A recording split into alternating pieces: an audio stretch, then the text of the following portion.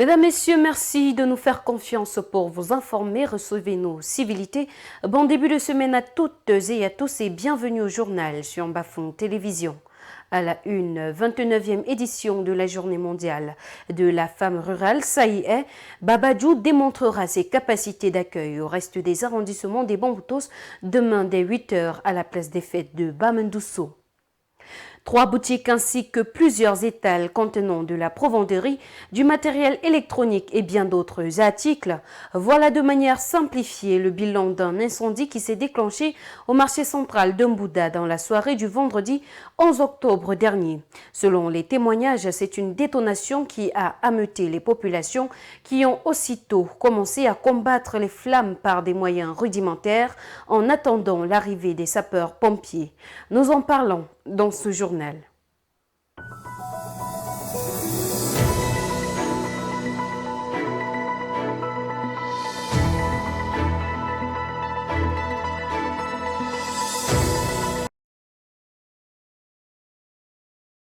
À tous et à toutes, ouvrons cette édition en parlant de la 29e édition de la Journée mondiale de la femme rurale. L'apothéose aura lieu demain mardi 15 octobre à la place des fêtes de Bamendousso. Le thème retenu pour cette édition est Femmes rurales et import substitution, opportunités et défis. À cet effet, Babadjou accueillera les autres arrondissements des Bamboutos pour cette célébration qui sera présidée par le préfet David Dador Dibango à la place des fêtes de Bamendousso. Pour la réussite de cette édition, le premier adjoint sous-préfet Tenke, Eric Oscar, dans un message porté, rappelle aux forces vives, aux autorités religieuses, aux élites intérieures et extérieures, aux populations de l'arrondissement de Babadjou, l'importance de cette solennité et les invite par ailleurs à prendre massivement part à la dite cérémonie, à l'effet de réserver d'une part un accueil chaleureux aux différentes délégations des arrondissements de Bacham, Galim et Mbouda, et d'autre part de garantir un succès retentissant à cette commémoration. À cette occasion, on assistera à la célébration de mariage collectif à la place des fêtes de Babadjou. Il faut rappeler que plusieurs activités se sont déroulées en fin de semaine dernière, à l'instar de la marche sportive, d'une table ronde sur le thème et d'une formation sur les activités génératrices de revenus.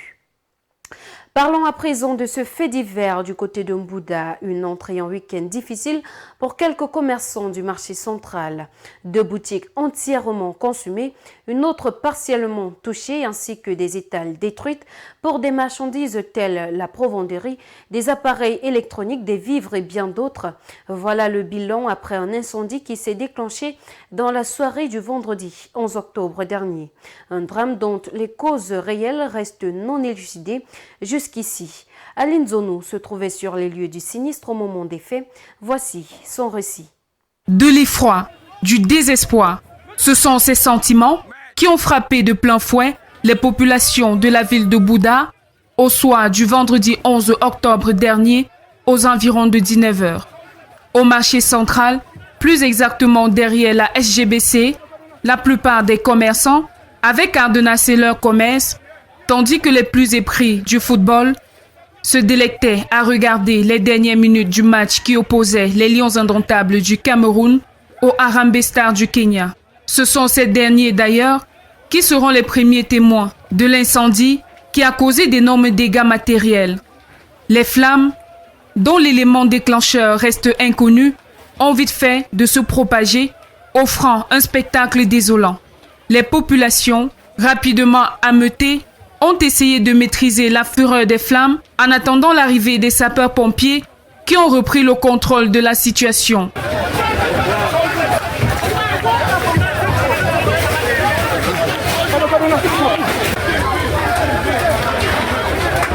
Le maire Wadji de la commune de Mbouda, en bon père, était présent pour sa population éprouvée. Il a, sur les lieux, tout en souhaitant qu'on puisse déterminer les causes de ce drame, déplorer ce désastre qui affecte toute la commune, les prévisions budgétaires portant essentiellement sur les activités commerciales de ce marché. Disons que c'est un esprit de regret. Un esprit de regret parce que nos prévisions budgétaires portent beaucoup plus sur ce marché en premier. Et quand un incendie comme celui-ci arrive, ça joue directement sur nos recettes. Donc c'est vraiment à regretter. Et aussi, on devrait rechercher les causes.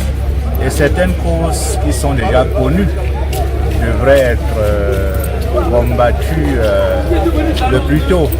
Quand je parle des causes qui sont déjà connues, c'est ces fils électriques qui partent de gauche à droite. C'est ces connexions électriques que chacun fait à sa manière. Donc c'est autant de choses. Ben, je me dis qu'il faut aussi saluer l'apport de l'équipe de sapeurs-pompiers qui, malgré le retard, a quand même pu circoncier et atténuer, voire même éteindre le feu. Donc vraiment, nous nous joignons aux victimes de cet incendie pour compatir avec eux ce qui leur est arrivé. Donc, un vendredi noir pour ces commerçants qui ont essuyé de grosses pertes. Fort heureusement, aucune perte en vie humaine n'a été enregistrée. En culture, le peuple Bamesso se prépare à accueillir son roi. Le groupement Bamesso, dans le département des Bamboutos, prépare l'intronisation de son 19e roi, Sa Majesté Nguimo Sopkezon II Blaise Roméo. La cérémonie d'intronisation officielle se tiendra le samedi 9 novembre 2024 à l'esplanade de la chefferie supérieure Bamesso. Et avant de parler de sport, revenons sur cette information qui fait couler beaucoup d'encre depuis la fin de la semaine dernière. Des personnes sans scrupules inondent les médias et les réseaux sociaux de nouvelles mensongères sur l'état de santé du chef de l'État, son Excellence Paul Biya. Dans une lettre signée et adressée au gouverneur des régions, le ministre Paul Atangandji interdit certains débats dans les médias. Après la sortie du ministre de la Communication et du directeur du cabinet civil pour rassurer les Camerounais sur l'état de santé du chef de l'État, condamner les dérives et apporter un démenti formel aux rumeurs fantaisistes véhiculées par certains Camerounais sur l'état de santé du président de la République, c'est au tour du ministre de l'administration territoriale de réagir. Aucun autre débat ou commentaire ne devrait plus être cautionné de qui que ce soit dans les médias privés en semaine ou les week-ends.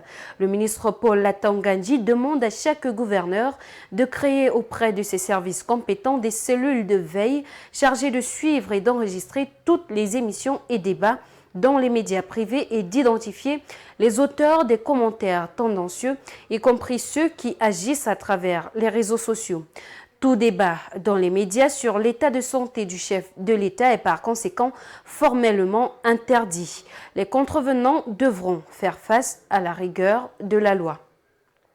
Parlons sport à présent, éliminatoire de la Coupe d'Afrique Total Énergie Maroc 2025, les Lions indomptables du Cameroun qualifiés pour la compétition.